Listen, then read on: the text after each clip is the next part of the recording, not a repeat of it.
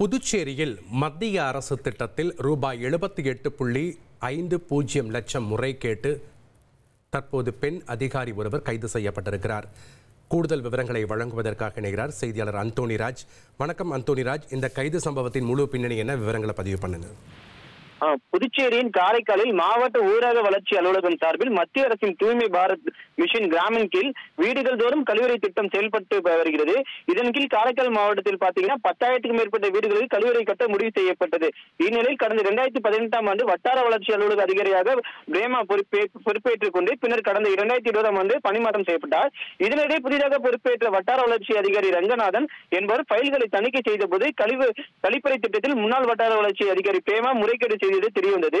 அதில் காரைக்காலில் 10,000க்கும் மேற்பட்ட வீடுகளில் 7,000க்கும் மேற்பட்ட வீடுகளுக்கு கழிவறை கட்டி முடிக்கப்பட்டது.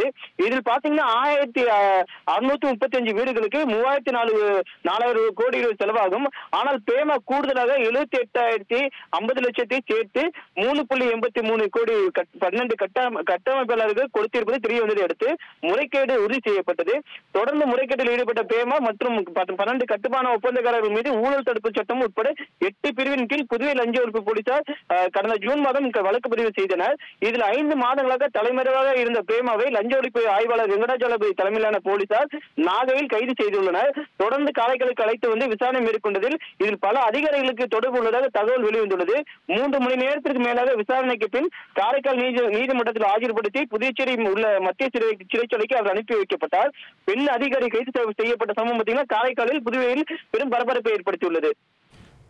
நன்றி அந்தோணிராஜ், உங்களுடைய தகவல்களுக்கு. உங்கள் தந்தி ஒன் தொலைக்காட்சியில் அண்ணாமலை தினமும் மதியம் 12 மணிக்கு காண தவறாதீர்கள்.